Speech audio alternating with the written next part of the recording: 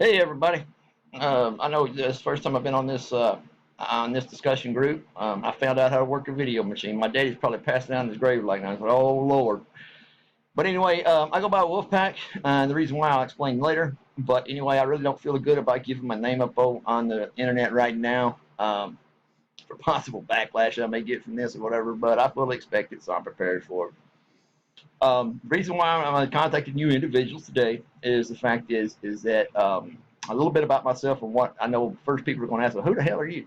Well, my name is Steve. Okay, I go by Wolfpack, and I recently have done pretty extensive research into the town of Huntington, and I put in a Freedom of Information Act, and I got some information back from the city, and I'm still waiting on some of those documents. First of all, they only have 20 days to produce those documents, and it's been more than 20. Go figure that out. Huh? I wonder why. But anyway, I wanted to pose some questions that I had, and I found answers out to. And I don't know if you guys are interested in the answers, but I want to go and ask you some of the questions that I ask, and in progression, what will happen is that you're going to start asking more questions to yourself. Now, with that being said, it has been said that by a lot of individuals that I talked to in Huntington, and me and my wife have been here for about 5 years now. I'm retired military, Marine Corps, and the Army, combat veteran from Afghanistan, and we decided to move here to retire. So, after being 5 years, and we talking to the public, or talking to people at church, we're talking to people, whatever. I hear all the time that things of issues of the city that need to be addressed and need to be coming out in the city council meetings, and city council should be talking about those and bringing those subjects up. Unfortunately, I've been to I think two city council meetings, and to be honest with you, it scared the hell out of me. Okay, so let's start off with what I found out so far. Okay, and this is what give me the general consensus. And I'm not trying to say that this. I took it this way. I'm not telling you how to feel. I'm not telling you how you should take it or whatever. Maybe I took it the wrong way. But we were in a meeting for improvements. It was on Thursday of not last month, but the month before, and we were talking about, or the city council was talking about annexing the to the south towards Zavala. And those of you know, honey, there really ain't nothing down there, well, some pastures and stuff. But anyway, come to find out, there was a certain individual, and I will not mention his name, but he has reservations about them digging up his property to redo the sewer pipe. Sewer pipe, that's a whole damn different camel, and I know. But he had an issue with the city digging up sewer lines on his property. Now I quote, okay, and if I'm lying, I'm dying, because I wasn't the only one there, but I swear that those city council people said this was never said. But it was, because I was there.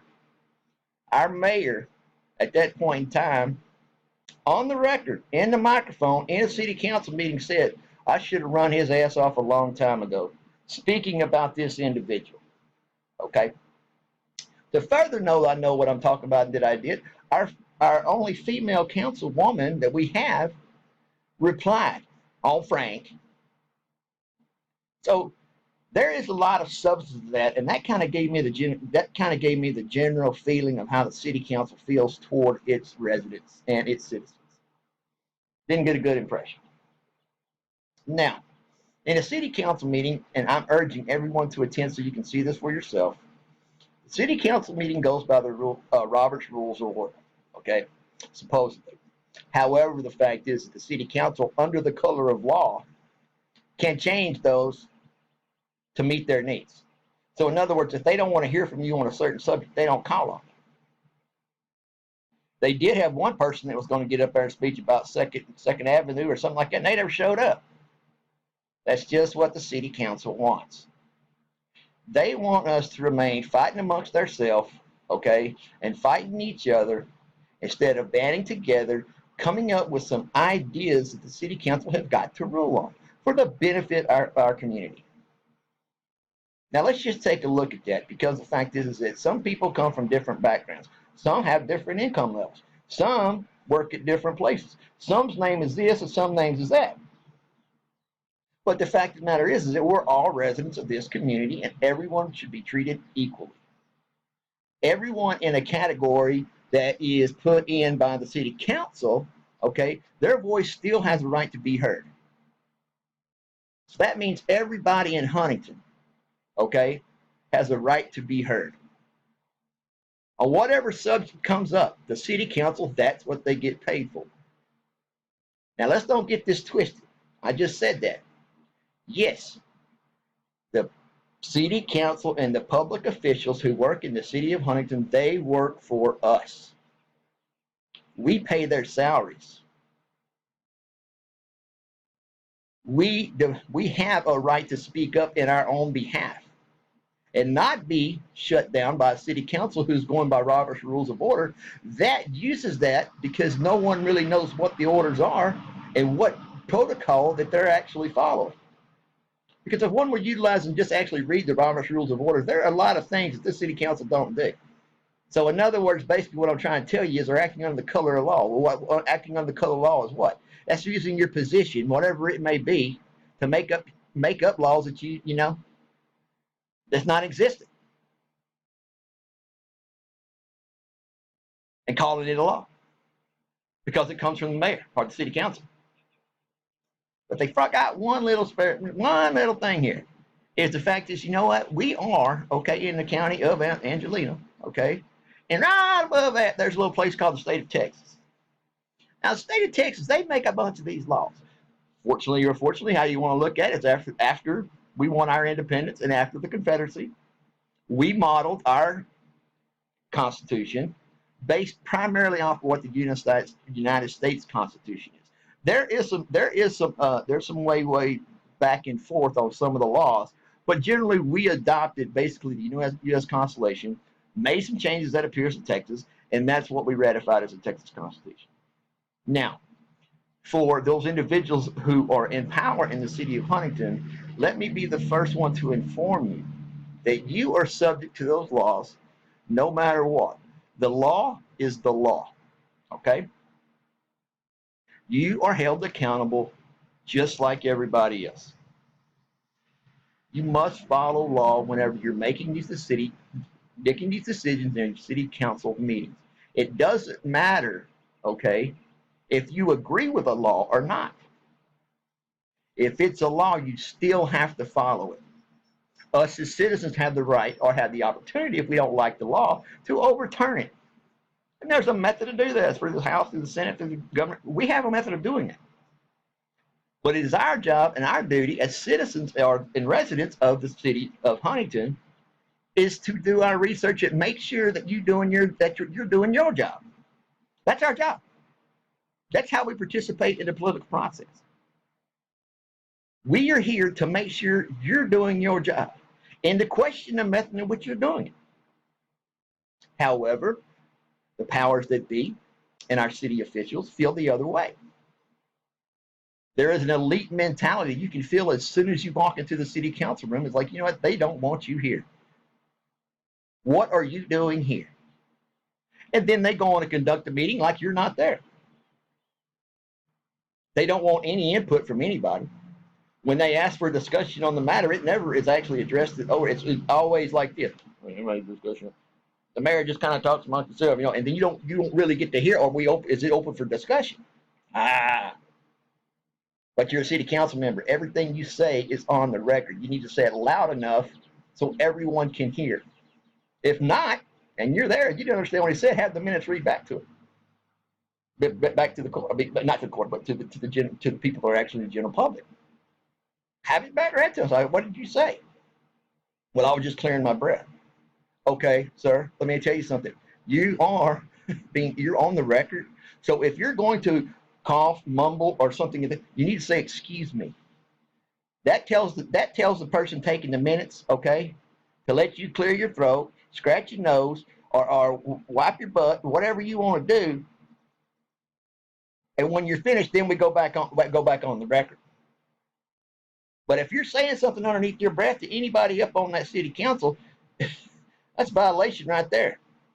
That's withholding of evidence.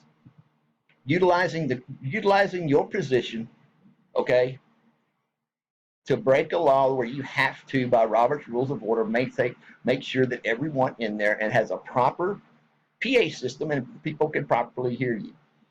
It is okay if a citizen from the back row says, I can't hear you, what did you say? The next thing is about our city council and the Robert's rules of order is the first is that at any time anyone that is causing a disruption to the actual discussion or the proceedings can and will be removed by the sergeant of arms. In this case, is our Chief Sanchez. So in other words, let's say, for example, you get up there and you want to discuss a subject, or you want to put your input in on a subject. That's the floor. You have the floor. That means nobody else can talk over you. Nobody else can talk or whatever, because if anybody does, they need to be escorted from the building for causing a disruption to the proceedings. This includes city council members. If there is an individual who is up in front of the podium making his point or bringing up a topic for discussion and exercising his right, his First Amendment right to address the city council, it is a disruption if any city council member interrupts him during his speech. Why would they do that? Because the fact is that whenever you go and you get in front of, per Robert's Rules of Order, you are given a certain amount of time to speak. Each city council comes up with whatever time, but it's all uniform. So in other words, there's one court that I know of gives 3 minutes. Some courts give 5. If there's not a lot of people on the agenda, then they'll get you away with a little bit more. And then once you get finished with your discussion, once you finish, then it's time for question and answer period. You're asking or you're having them comment on your discussion or what your speech was. That's their time then. But the fact of the matter is they can't interrupt you, because if they interrupt you, number one is they are violating the law, because they are taking up your time that they have allotted for you to get up and speak. So in other words, if I make a speak and one of the city council members asks me questions, okay, and I'm answering his questions, all he's doing is running time off the clock, so I can't cover all my points. If they're allowed to get away with it, which they are, is a violation of Robert's Rules of Order, and they can and they will be held accountable, and can be. Even the mayor can be escorted out of the proceedings for disruption, per Robert's Rules of Order. Now, another issue with our city council is the fact is that they have a really issue, because one of the things that they always bring up, well, do we have to have a public hearing on that? I hope we don't have to have a public hearing. We shouldn't have a public, by law can we get away? They're discussing ways to break the law. The people have the right to hear these amendments. The people have the right to hear each individual speak up or against whatever the subject may be. Why is that important? Because the fact is that we get to determine what they voted for, what they didn't vote for, and we make a determination if we're going to vote for them again. In some cases, do we need to remove them from office? This is why it's important to actually have the members speaking up in their own behalf. Rarely will you see a city council member go against anything the mayor says. As soon as the mayor says, okay, everybody supports it, without any discussion. The answers we get are not concise. They don't answer our questions. They just go shoot around, they just skirt around the point. So now, for that being said, with the city council, okay, and it goes both ways, ladies and gentlemen. If we're a disruption, okay, and we're speaking out of turn or we're causing a disruption in the court, we can be removed too. If it's bad enough, they can ban you from ever going to a public, you must got to do something pretty bad to do that or whatever. But they can remove you from the meeting, which you'll be escorted by the sergeant of arms, which is the chief of police. Second thing is, the fact is that if they use their position, mayor or council member, to make a threat or defame your character or libel your name or slander your reputation, At that point in time, you need to turn around and advise the sergeant of the arms of the crime that he just committed on you, whether it be a threat, whatever it be, and he needs to be removed from his chair, her chair, and after the thing is over with, the person who actually was defamed or whatever, what I just said, then guess what? He gets to decide whether he wants to press charges or not. If a person decides to press charges on this particular matter, here's what happens. While awaiting trial, okay, this city council member, even the mayor, are on suspension. Technically, they're supposed to be suspended without pay. Then there will be a complaint against this individual, which is the city council member. There will be a complaint, and once that complaint is filed, okay, waiting on the judge, you cannot operate. You cannot operate in that capacity anymore. It doesn't matter if the charges stick or not. If you are found guilty of disrupting, what are the penalties? Or making a threat. What are the penalties? It's a Class A misdemeanor, $500 fine, minimum of 30 days in jail. Well, we all know the judge ain't going to put no city council member in jail. They're going to put them on probation. It's supposed to be supervised probation, but you know ain't nobody going to supervise no city council member. So supervised probation means they can't, or probation means you can't operate on the city council or as the mayor. It could be held as grounds for removal. So let's make sure what our rights are to the city council so we don't go in there and they can treat us like super set fools. We need to know our rights, what we're there for. Why is that important? Because the fact is that that's the way we've done it from not the Civil War, but the American Revolution. We had the same issue. We needed to be represented. Okay? No taxation without representation. That's damn sure close to what we got right now. Because the people in the council are not listening to the people. Now, how do we know that? When's the last time you seen a city council member out in public? When's the last one you seen them at Brookshire's? When's the last time you seen them at the Crawfish Festival or any event that's going on? When's the last time you seen them at a football game?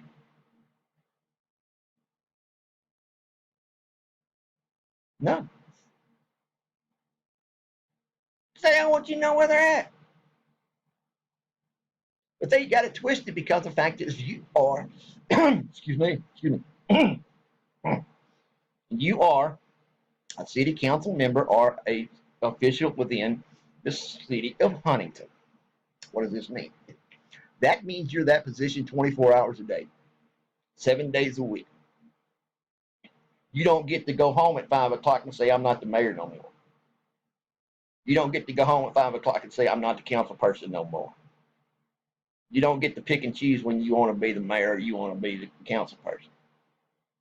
You were there for the people 24 hours a day, 7 days a week. That's your job. That's what we're paying you for.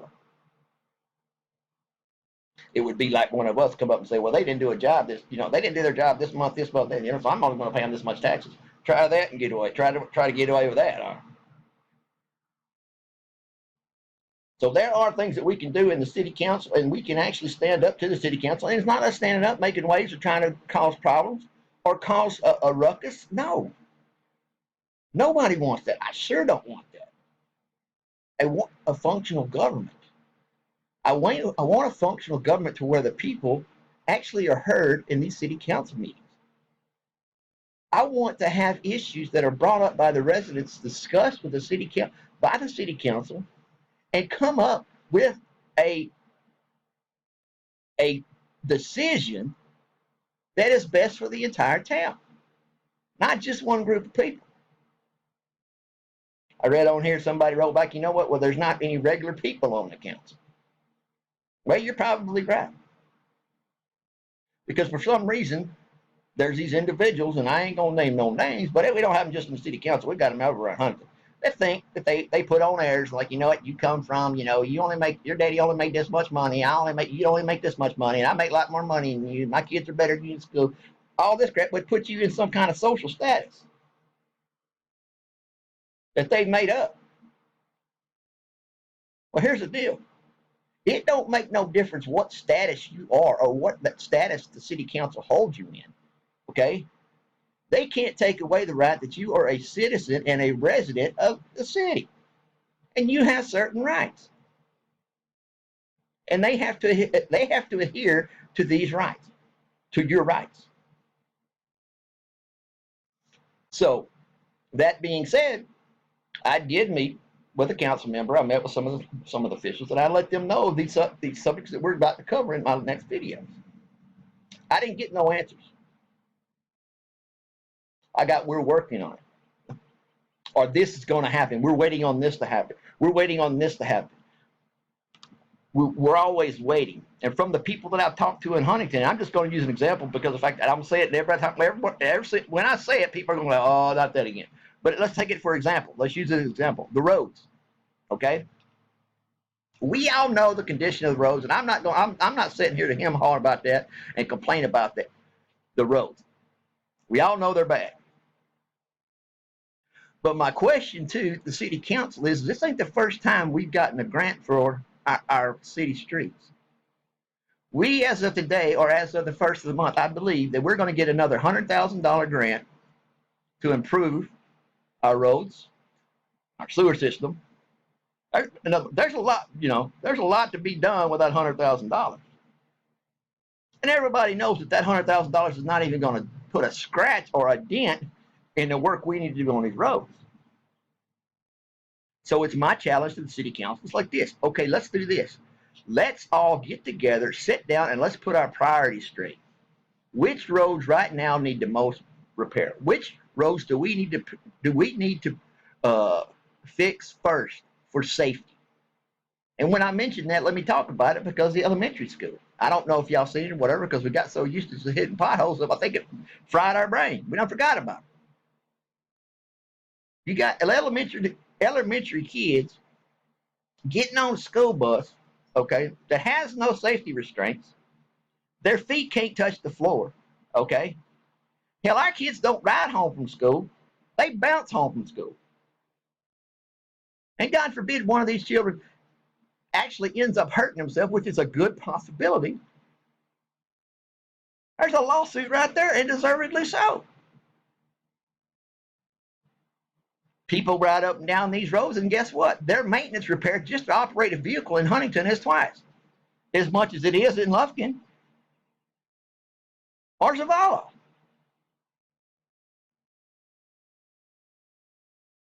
Our roads need to be fixed, but we need to prioritize them first. We need to find out which ones we need to repair for safety purposes first. Not just pay to fix the ones up that are Highway 69 when people going back and look at the roads and say, yeah, they look good. Get off down the back of the streets back there and go down behind the schoolhouse. Go behind all these city places. Go behind. Drive some of these places. You can tell the difference. Hell, if the county's in charge of it, that's nice. City's in charge of it, it's a piece of shit. And it ain't the school bus driver, because the fact is, you know what? If you're a school bus driver, here's your choice. Either I hit the big hole, the medium hole, or the little hole. Well, today I'm going to hit the little hole, because that way I don't bounce people out of their seat. But pretty soon you keep driving over there, and guess what? The hole gets bigger enough. Now you got a row of holes, and you can't even get past one of them. Poor kids back there bouncing around in their seats. That's a lawsuit waiting to happen. And they're asking for it. The next thing is that I recently learned from our sheriff, and I want to put my respect out to Officer Ward. Apparently, I don't know all the details, but apparently he did put himself in danger on a recent incident that we had. I think it was a shootout. Guy was held up in a house. The sheriff didn't go into a lot of details, but what I gather out of this is the fact is that, you know what, Officer Ward, thank you. From all the people at Huntington, thank you for doing that. And you went above and beyond. But the point I want to make out of this whole thing is the fact is that our police officers really are not playing with a full deck. And I'll give you why. Our police force right now, in the state that it's in right now, is not ready to deal with the current threats that we have that's going on in the nation. I'm not talking about Muslims blowing stuff up. I'm not talking about what's happening over in California. I'm not talking about that. What I'm talking about is the dramatic increase of cop shootings. We've seen them in Dallas. We've seen them all over. The last one I really paid attention to was Dallas because the fact is I couldn't believe that. Because my light bulb went off and I'm like, you know what? What happens, okay, if one of our officers have to respond to a situation like that? What would happen? And they're not properly armed. I'll give you a couple scenarios. I don't know if you guys seen that Bank of America shootout in California, but the fact is what happened there is that the police were not outmanned. Okay, they had plenty of men. They were outgunned. Why? Because all they had was a 9mm on their hip. And these guys were firing AK-47s and stuff at them with full body gear. They weren't outmanned, they were outgunned. That's the same thing with our police officers. They ain't outmanned, and they're not ready, and then they will be the first one to step out in the line of fire. But that Burns City of Huntington, we need to be able to provide them protection, the max safety protection they need to do their job. And what is that? Well, the current threat level of days. I'm not saying go out and have them armed up like a soldier, nothing like that. What I am saying is in every unit, you should have an AK-40. I mean, you should have an AR-15 and a shotgun in your trunk of your vehicle, just in case. We don't have to start off with buying everybody one. We can start off by having one set go and transfer to the person that's on duty.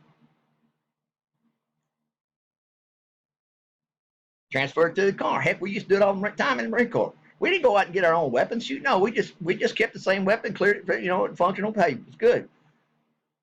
You take it to now, trade it over next shift. We can do that.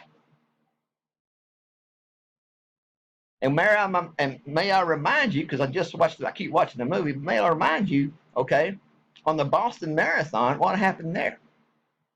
The individuals left Boston, was heading to New York, and guess where they end up? In a small town with about the same population that we got. And all hell broke loose because they weren't in a position to handle it. Now, everybody says, and it's something that you really need to take a look at. Everybody, well, that's not going to happen here. Nothing like that can happen here. These type of things can't happen here. Okay. Stats probably, you're probably right on stats. But let me tell you what's getting ready to happen. 69 out here is going to be widened. Okay. 69 is a direct shot from Mexico all the way out of Texas. Along the line, it hits Beaumont, it hits Houston, all the small and large towns, all the way up here to Dallas. Okay, we already know this is one of the most drug-trafficked roads here. But wait till they get this thing built. Guess what? It's going to be worse. And can we handle it? Not at the present state we're in. So there goes right there, with lack of preparation by the city and by our sheriff's department. By there, we are going to have a period of time to we're not fully protected as we should be. An officer should have every possible means necessary, or any possible means at all, to protect his life and his fellow officers. One of them is the added weapon. The next thing is okay. Do they have any bullet resistant type of vest? Do they have a flak jacket? What do they have as far as body armor? Do they have any? I'm guessing no, but I may be wrong. So if I'm wrong, they have them, yeah, but that's not really the question, is it? If we did have flak jackets, or we did have armor resistant gear, can our officers fit into them? They don't have no really big and tall flak jackets. They pretty much come in extra large, medium, and small. Hell, I ordered medium.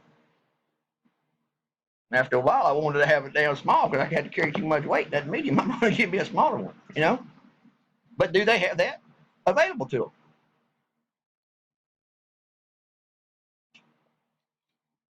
them?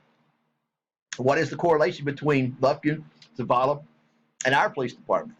Well, according to the sheriff, what it is the fact is that apparently, and maybe I'm wrong, but maybe I misread him on something, but apparently what he was telling me is that the Lufkin Police Department wouldn't help out Huntington because it was out of their jurisdiction. They drove right up to their city limit side and sat there. Basically, they can't. Because in order for another officer that's not in that jurisdiction to enter the other jurisdiction to react to something like that or to that situation like that, they have to be asked. Did we ask for help from Lufkin? Did we do it in a timely fashion? Did we keep our people out there for almost 6 to 8 hours and never ask Lufkin for help? Did it come down to the point to where Officer Ward had to, because he had no other way out, because he had to confront this individual to save other people's lives? I don't know what Officer Ward was thinking, but I'm thinking that, you know what, if you're going to risk your life for somebody and you're going to put yourself in harm's way, you're thinking in your mind that this guy's going to hurt somebody, and deadly force is authorized at that point in time. The individual had an AR-15, he had a 12-gauge shotgun, and he had a handgun, which he fired all of those in a series of rounds. You know right then and there, okay, if you are on scene right there, you know what, he's got more shit than we got. You know right there, we don't have the weapons to fight this guy. In California, the one I mentioned, the cops got out of it because the fact is they went and sent runners to local gun shops to get the weapons that they needed to take these guys out. They didn't have them. And I'm not talking taking these guys out. I'm talking about getting weapons just so they could get the hurt people out of harm's range. SWAT team couldn't even take a shot because they had so many people pinned down. That's neither here nor there. Y'all don't want to hear about that. But it gives you an example. Another example is that we're not being informed. And I want to bring these two subjects up, and then I'm going to get out of here. And I want to get some feedback on it from you guys. I'm looking forward to hearing what you guys got to say. I'm going to make some more of these videos once I find out more information doing my research. As I said earlier, that I did put in through the Freedom of Information Act, I put in a request to have the public documents released over to me so I can do my review. Got a lot of information. And I challenge you, if you have questions, you know what? Hit me up here on the Facebook, or I'll give you my email at stecwby33@gmail.com. Ask away. Ask your questions. If I don't know right then, I'll find out for you. But we are in, okay, 2017 now. We have computers, okay? Recently, we had a boil water notice go out, okay? Now, the time of dissemination from that information to the public was anywhere from 3 to 5 days. And why I say 3 to 5 days is because the fact is that it took that long for them to get it up on the website or for word of mouth to get around town. One of my boys who works around here, he's like me. He said, we got to boil water notice all the time. He said, the other day I came home from work, I was drinking water, and my wife came and said, don't drink that. That was his notice. Why don't we, in the website in the city of Huntington, why don't we put a meter reader, or we actually have a chart that daily we show what the level of our drinking water is. So we as the public can make determination if we need to go buy some stronger filters, if we decide to take a bath, or if we want to drink that water. We have to know this information. This is information that is for the public safety. The city council in the city is now setting on information, not disseminating information for a very vital subject, which is safety, our safety. We know the situation we have with our water. What I was told, and I may be wrong, you can correct me, I was told that every 4 hours somebody from the city has to go out and check the water levels to make sure that the sewage is not getting into the water. Okay? Well, I don't know, but based on prior experience with here, I mean, you know what? If I had to guess, I would say I'm not going to drink the water, you know? But people need to know what their water level is like and what it's looking like and what you're actually drinking. What are the contaminants inside that water? Nobody said. All they said is, there's sewer in there. No one has told anybody about what kind of contamination it is. Maybe we should have to ask that question. Number two is we've got construction going all the way up and down here on 69. I live up here on 69, or go, south side going to Florida. And we got trucks and everything coming over here and doing all kind of work or whatever. And my neighbor and myself both have experienced at different times gas leaks. It's so bad it smells like eggs all around the neighborhood. Mine was on a Friday night. I called the city up because it got so bad because I was really, I've been around gas before and I could smell it, but I ain't never smelled gas that much before. And I'm like, man, we got a leak. It's got a serious leak. So I called the city out. The guy came out with a little plugger and, went around my house and everything in the land and everything went around there. And he goes, yep, we got a leak. He says, pretty bad leak too. I said, well, damn, what we going to do about it? Oh, it's Friday. We ain't going to get nothing done till Monday. So I'm sitting there from Friday to Monday worried about if my house is going to blow up. I asked the guy that came out and did the readings, whatever. I said, well, what are my chances, of something blowing up or, a fire starting or, what are the chances that something's going to happen? He goes, well, it's a pretty big leak. No, I wouldn't go over. Pretty big leak. I said, well, there's a possibility of blowing up. He said, yeah. He said, but you know what? The wind's blowing that way. You should be all right. I'm right here on 69 with a gas leak and people thumping cigarettes out there. That's safety.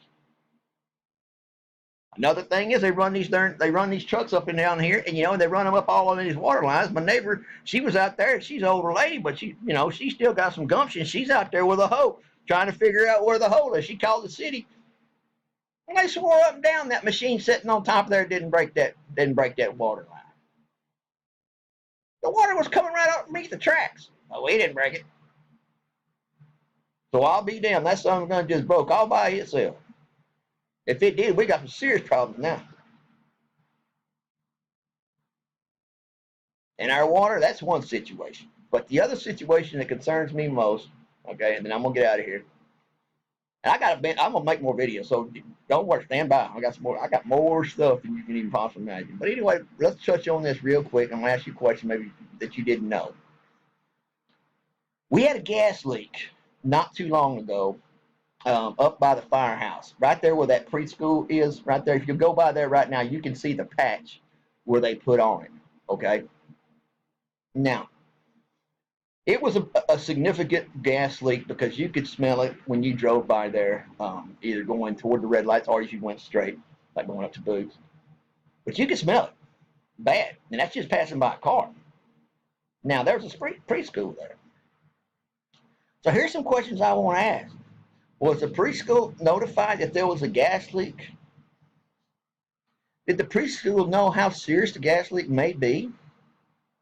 Did the city warn them about what the repercussions was and what symptoms that they should be paying attention to their children for gas exposure?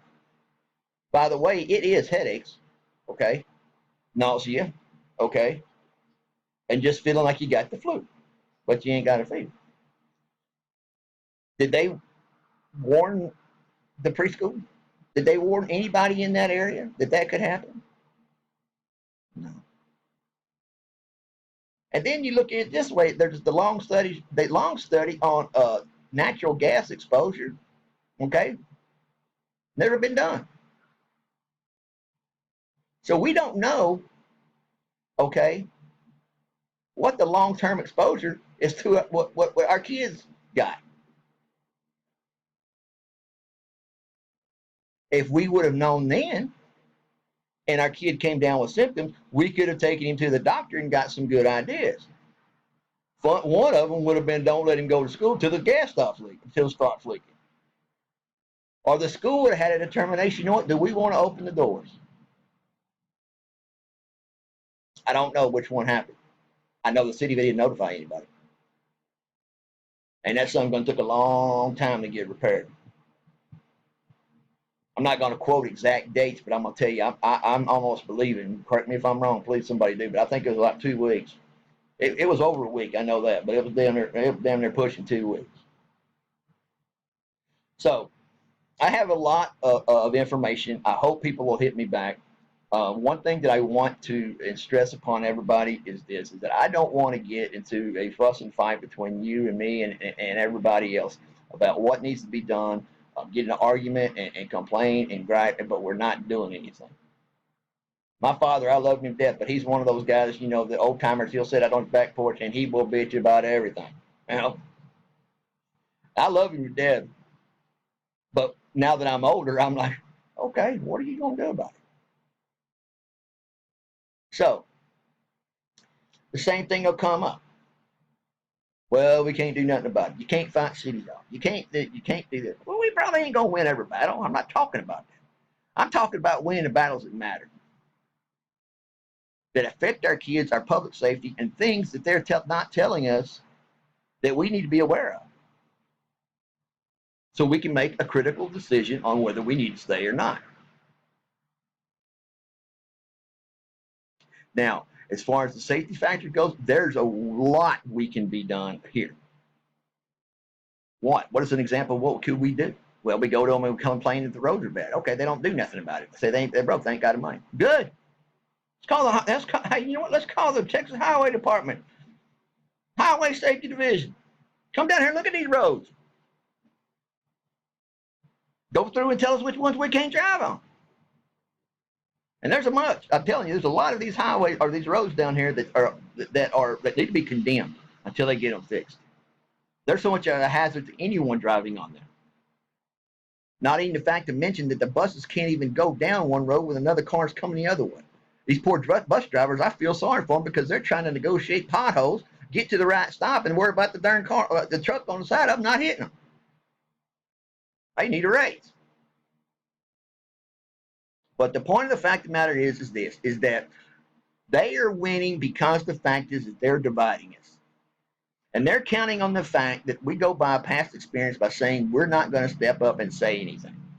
They have been successful in shutting down any type of questions or any kind of movement that questions their authority and makes them disclose to the public what their decision-making process was. That can't happen in a free society. I don't care how much money they make. I don't care what your name is. I don't care, okay, who you went to school with. I don't care about your reputation or whatever. I'm the one to talk. Hell, I'd have been in more trouble than you. Hopefully I learned from it, but I had to go through those mistakes. If somebody would tell me don't do that stuff, you know what, I still done it, you know, hoping I wouldn't get caught. But when I did get caught, I learned something. I won't make that mistake again. Somebody takes longer than others. It took me. Why? But that's what we've got lulled into, is the fact is, you know, they're not going to do nothing about it. We can go up there and bitch and whine and complain or whatever, and they're just not going to do nothing because, you know what, their shit don't stink, and you know what, they put on theirs or whatever, and you know what, we're just not good enough to be in their presence. If you don't believe me, just hey, look at the way they treat you when you walk into the city council meeting. They do it on purpose to intimidate you. Like, what are you doing here? They'll say, welcome. What are you doing here? I walked in there, and I'll give you, so before I end this up, to give you an example. Well, let me finish this point. The fact of the matter is that we need to do something as a society or as a community to where we put a lot of our bickering aside, and we put a lot of disagreements and what we don't agree with each other, and trying to make the other one see our point of view. And we need to get people together and start voicing everybody's point of view. And let's make an educated decision on what we want to bring to city council to get done. Show up in the masses. You may shut one of us up, but try to shut us all up. Don't make us rednecks go out there and get some darn sticks and start running some picket signs so y'all get this shit straight. It's down to that time point, ladies and gentlemen, where Huntington is going to do one or two things. You can see it right now, y'all saying it, but you know what? 25% of our buildings that are in Huntington that are standing today are vacant. People are moving out of their homes. without even selling their property because they can't get what they paid for it. So they're letting them go. Businesses wanting to come here because of our reputation. I'll share this little tidbit with you, okay? I looked up the most miserable cities to live in the whole state of Texas, okay? You can text me, or test me. Go to www.watchdog.org or www.speedtrap.org. Or you can check an article out in the Houston Chronicle, which was dated, I think, about 4 years ago. Would be 2000, 4 years ago, 2014. Anyway, you can actually request through the Houston Chronicle any articles they have on Huntington, and they'll give you a place where you can go to find it out. So double check me. Check me if I'm right. Check me if I'm wrong. I want to hear from everybody, and I want to hear, okay, that, well, you're wrong on this. No, we need to discuss this, or ask questions among ourselves so we can find some answers. Because everybody out there that live in the community, we get tidbits of information. Well, we're a small town. Shit, gossip is part of our life, I mean, I can't tell you how much stuff I learned by just going up there and hanging out in little booths, drinking coffee. So we need to get those people, the people who've been living here, and go and figure out what they try to do and how they were blocked and how it didn't get done or whatever, so we can make some changes. Because like I said, there's only really a few things that are going to happen here, and I hope for the best. Number one is the community is going to get itself together. It's going to get the city council in line, along with all of our officers that run the city. We are going to work, or make them work, positively for the city of Huntington. Not for their reputation, not for their money, not to benefit their land, not to benefit their status. We want them to make positive change in our community. Wow. We pay you to do that. At some silly point in time, you were running and you said you were going to do this, do that, or whatever, and you get up in there and then y'all talk amongst each other and don't tell us what you're saying. Do whatever you want to do anyway. So we need to come together as a community and get some ideas and get ourselves together to form one united group, using every legal means necessary to make Huntington a safe place again. Second thing is that we can keep doing what we're doing, and it ain't gonna get no better. I mean, our roads ain't gonna get no better. $100,000 is gonna be gone before you know it. Best we can do is hope that they prioritize where the ones that are the worst roads that cause the most safety damage to get fixed. But we won't ever know that because, hey, they won't provide you a list which one they're going to fix first. The community should have a say-so in that. Not just coming from the city council. The community should actually decide that.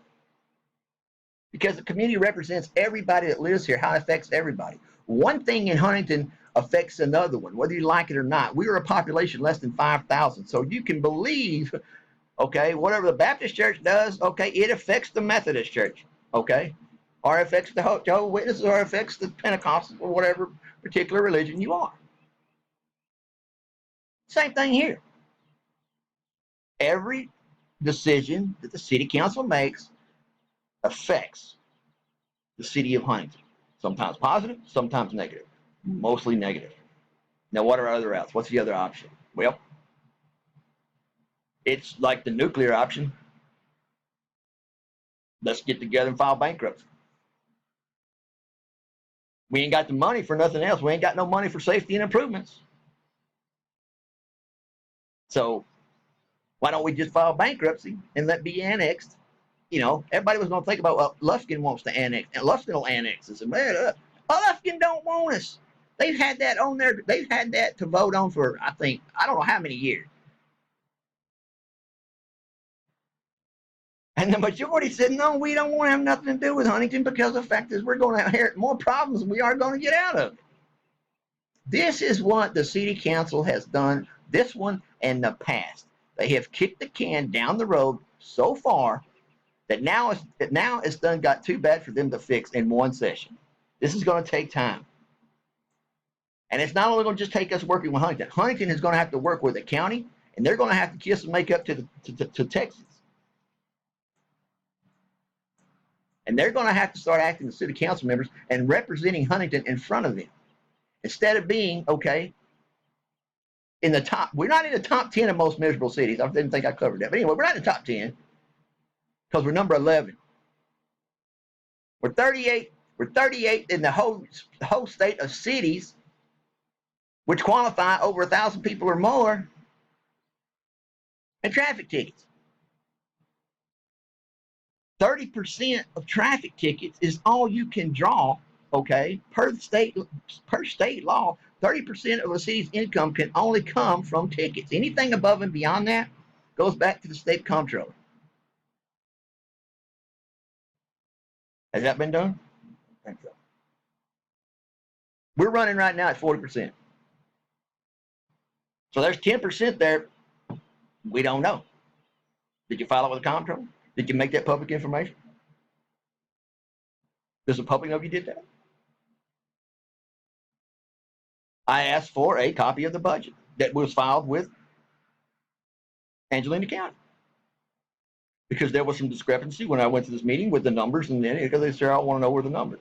I tried to explain to the city council member and the other individuals in the room that the state of Texas derived their money from the county or derived their population and their income when they take a census, and it goes from state to county to city. So how does Angelina County know what our budget is, or what our actual median income is, what our per capita is, what actually is reflecting in Huntington? Because we have to file the budget with the county. I put in that Freedom of Information Act to the county, and I requested the budget for Huntington, Texas. They don't have one. I don't know what the penalty is, but the secretary said, I asked that specific question, well, what happens to the budget after we get it? Because the state's got to get those numbers, to prove us for grants or whatever, how much money they spend on schools, whatever. No, well, I just put it in the drawer. My question is, if you put it in the drawer, who's going to see it? Where do you get your numbers? I even asked them, where do you get it? Well, I don't know where they get those numbers. The reason why is because the fact is the last numbers that were actually turned into Angelina County was in 2014, fiscal year 2014 and 15. Ever since then, they don't know. So I challenge everybody and I urge everybody. I am going to try to put together a citizens meeting, a residents meeting somewhere. I'm thinking the Civic Center, so we can all go and get together, not to argue, fuss, and fight. Okay, don't take that shit out in the parking lot if you need to. But no, we're here to actually be serious, and we're actually wanting to get together and speak as one voice to our public officials. It's our right. We lose that right, or we lose the validity of that right, because the fact is that we argue amongst ourselves, and we lose the point. We got to take one point at a time, come to agreement on it, tweak it here, there, whatever, but come to an agreement in the city based on us. This is how we want it to change. This is what we want to change. Here's how we think you should do it. And here's what legally you can do. The days of just making up crap and saying that it's a law because it says Huntington on it is wrong. It's against the law. It's called color of the law. Look it up. The days of the act where our police officers can just sit by and be traffic tickets and just hand out traffic tickets and not do any investigations or not even be protected. I wouldn't even want to go out there and protect. I probably would do that. I ain't got no damn flag jacket. Shit, I ain't going to no darn armed robbery. But our police officers deserve more respect than that. They're not just ticket takers. They're law officers, and they should be trained as much. We don't have one police officer there, I don't think, that's ever passed any kind of investigation course. And if they have, they should be doing it every year. They qualify one time at the range, okay? You know why? Because that's all that the city gives them for ammo. And you guys know how much ammo is. So too oftentimes our officers have to come out of their pocket just to be able to go down to the range to work on their skills they need to perform their job. Yes, they need to learn how to shoot all over again. And everybody knows that shot a weapon, especially in the Marine Corps and the Army, you know to shoot straight and to shoot consistently straight, you need to have what they call muscle memory. How do you develop muscle memory? By shooting the weapon over and over and over again from the same location to where your body automatically knows how to position itself when you fire the weapon. We got officers taking money out of their pocket to go down to the range. Can they write it off? Well, yeah. Percentage of it. They shouldn't have to. Shouldn't have to. The city should provide for everything that the police department needs to keep them safe, thus keeping us safe. If they scrimp on money in the budget for the police department, that's just a slap in the face to us by saying, you know what, we're slapping on you too. You don't need all that protection. This is Huntington, for God's sakes. Well, I'm sorry, people. Huntington has grown, okay, like the rest of the United States has grown, okay? And along with that goes different threats and different types of crime. We need to be proactive to get in front of it before it happens. There's so many things we need to change about this town. It is funny. And if you look at it on paper and you start looking at it, because I got other stuff I can show you, I'm going to tell you too, but when you look at it on paper, here's the big deal. And I don't blame people. But, whew, man, that's a lot of shit we got to do. Yeah, it is.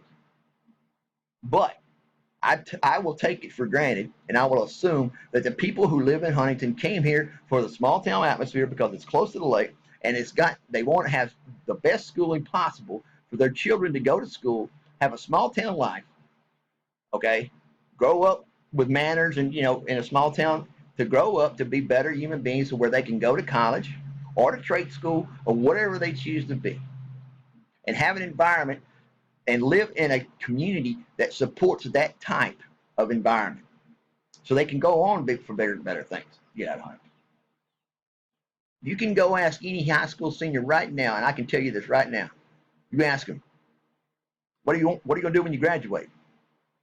I'm getting out of here. That should speak for itself. Last note. Please, if anybody knows anybody on the Parent Teacher Student Association or just anybody that works or that's responsible for putting the signs out here or whatever, okay, can we get away, okay, and not use "it's a great day to be a Red Devil" again? Can we do that just once in a year, okay? For 2 years, I drive up and down these roads, and they never changed.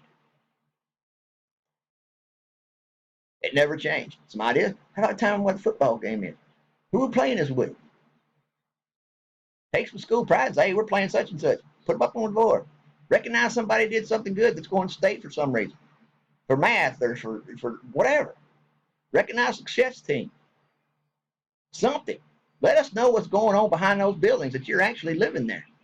Because if I go by there, I don't even know if you're in school or not, because it's the same damn sign for 2 years. Damn, people, let's get some pride back. Let's get that fire in our belly where, you know what, I am, and I do have rights. And it's okay if I exercise those rights. Matter of fact, I believe I read somewhere, it's our civic duty. So, I am going to let go of this video because I'm like my daddy. I'll talk all day and twice on Sundays when I get to going. But anyway, I wanted to bring these subjects up right here. Please hit me back with any questions you may have, because I'll guarantee you I'll get an answer to you. And it'll be researched and it'll be the truth. If I offended anybody from City Hall, from the City Council, or whatever, you know what? Just like one of those council members said, you offended me. Because I said, you know what? I shouldn't have said that. Here's what I told him. I shouldn't have said that. I'll probably get a ticket leaving here. He told me, that offends me. Well, if it offends you, guess what? That's what every damn body in Huntington's thinking. Might as well hear it from me. That's what everybody's thinking. This is not utopia. This is not where the city council has a reign over the poor peasants of Huntington. We need to stick up and stand up for our rights as a united front and say, no, this is bullshit. We're going to change it. We're going to change it for the better. You people have had your turn, okay? And it's broke. And every time the election comes up, believe whatever they're going to say, and they get in there and do the same damn thing over and over again, which is nothing. Okay? So I'm asking, and I'm urging everyone that sees this video, please give me your feedback. If you don't want to hear it no more, just tell me. Don't make no more videos. And if I offend the city council or if I offend the city officials or whatever, guess what? I'm sorry. This is the real world. This is reality. Grow up, put your big boy pants on, okay? Man up, start doing your job. And start being nice about it. Make the people feel welcome. And I will say this one other thing that's probably going to get me in a lot of trouble. And I expect a lot of backlash on this. Hell, I may have to move out of Huntington. Like the mayor said, I'm probably going to make the top 10 of people he wants to run out of Huntington. But I will say this one thing, is that our councilwoman up there, I ain't going to mention her name, but that councilwoman up there, when I was sitting up there, you know what? She didn't have nothing but dirty looks to put at me. Like, what the hell are you doing here? It got so bad, I was looking down saying, you know, do I got mustard on my shirt or something? Obviously, I wasn't supposed to be there. Didn't want me to be there. It was an open meeting. But she was upset because somebody was actually sitting there in a meeting. So let's do that. Let's start figuring out, okay, how we can get to a meeting and ask questions. What are they going to do? They're going to kick you out if you don't go by Robert's Rules of Order. How about we just start looking up Robert's Rules of Order? Make that a project for your kids instead of playing the Xbox. Look up this law. Look up this law. You know what? Look up what's Robert's Rules of Order because they're going to need it. That shit they're going to need in the future. Make it a learning curve. Make your kids get involved where they're happy or they're proud of their school. They may not win every darn football game. They may not win every basketball game. They may have not been to state in 30 years. But at least have pride in your school and pride in your town. And that is something that we have lost. And until we get it, we're never going to get anything changed for the better in the city of Huntington. It's starting with us. Like I said, it's been their turn for a long time, okay? And we have been patient. We have been put down. We've been put in our place. We've been talking down. We've been talking down to. We have been pretty much been told to sit down and shut up. And we know what's best for Huntington. Well, I'm sorry. This ain't the best Huntington can get. We have an excellent opportunity right now, the 69, for businesses to come and want to stay here. We've got an excellent opportunity for this to be a growing town where people will stop for gas, for groceries, for whatever. Going to the lake, Bobby Brooks get stuff for, you know, we got opportunities. But the fact is that we can't keep a darn business open more than a year. I can count on my right hand how many businesses started, how many have closed. I can tell you how many businesses are not, they got a building, but they don't even open. That's your fault too, because the fact is, how many times, when I was here, when I first moved here, I'm like, you know what, I'm going to spend my money in Huntington. I'm going to start hiring people from here that need work, going to classified ads. I'll look at, you know, and I'll hire some local people to get some jobs done around my house. Great. That was a good idea, wasn't it? Try to call them and you have them answer the phone. Try to call somebody and have them call you back.